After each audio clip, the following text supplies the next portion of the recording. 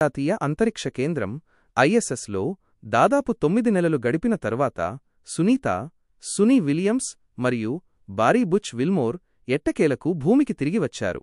SpaceX యొక్క dragon క్యాప్సుల్లోని ఇద్దరు NASA వ్యోమగాములు బుధవారం ఐఎస్టీ ఫ్లోరిడా తీరంలో దూసుకెళ్లారు. వారు జూన్ 2024లో బోయింగ్ స్టార్లైనర్లో అంతరిక్షంలోకి వెళ్లిన క్రూ-9 మిషన్లో భాగంగా ఉన్నారు.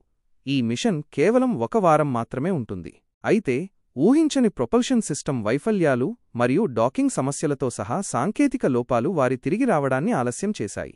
288 రోజులుగా ఐఎస్ఎస్లో చిక్కుకున్న ఇద్దరు వ్యోమగాములు సురక్షితంగా తిరిగి వస్తారని అందరూ ఎదురుచూస్తుండగా వారి బసలో వారు ఏమి తిన్నారో అనే ఆందోళనలు కూడా తలెత్తుతున్నాయి. ఐఎస్ఎస్లో సుదీర్ఘకాలం గడిపిన ఇద్దరు నాసా వ్యోమగాములు ఏమి తిన్నారో మీరు తెలుసుకోవలసినది ఇక్కడ ఉంది. ది న్యూయార్క్ పోస్ట్లోని ఒక నివేదిక ప్రకారం ఐఎస్ఎస్లో ఇద్దరు వ్యోమగాములకు పిజ్జా, రోస్ట్ చికెన్ మరియు రొయ్యల కాక్టెయిల్లు అందుబాటులో ఉన్నాయి. అయితే వారి ఆహారంలో భాగంగా వారి వద్ద చాలా తక్కువ తాజా ఉత్పత్తులు ఉన్నాయి. ఒక నిపుణుడిని ఉటంకిస్తూ విలియమ్స్ మరియు విల్మోర్లు పిజ్జా, రోస్ట్ చికెన్ మరియు రొయ్యల కాక్టెయిల్లతో పాటు పొడిపాలతో కూడిన అల్పాహార తృణధాన్యాలు మరియు ట్యూనా వంటి వివిధ రకాల ఆహారాలను పొందవచ్చని నివేదిక పేర్కొంది. హూస్టన్లోని జాన్సన్ స్పేస్ సెంటర్లోని స్పేస్ ఫుడ్ సిస్టమ్స్ ల్యాబొరేటరీలో అభివృద్ధి చేయబడిన ఈ గ్రబ్ తాజా పండ్లు మరియు కూరగాయల విషయానికి వస్తే పరిమితమని మరియు ప్రతి 3 నెలలకు ఒకసారి మాత్రమే ఉత్పత్తి తిరిగి నింపబడుతుందని కూడా అది జోడించింది. అంతేకాకుండా ఇద్దరు వ్యోమగాములకు మొదట్లో తాజా పండ్లు అందుబాటులో ఉన్నాయని హైలైట్ చేయబడింది.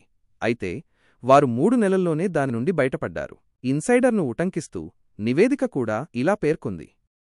మొదట తాజా పండ్లు ఉన్నాయి, కానీ 3 నెలలు కొనసాగుతున్న కొద్దీ అది పోతుంది మరియు వారి పండ్లు మరియు కూరగాయలు ప్యాక్ చేయబడతాయి లేదా ఫ్రీజ్ ఎండినవి.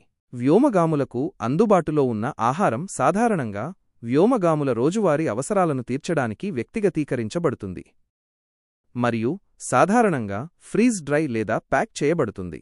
అంతరిక్ష కేంద్రంలో అందుబాటులో ఉన్న ఫుడ్ వార్మర్ ఉపయోగించి దీనిని తిరిగి వేడి చేయవచ్చు.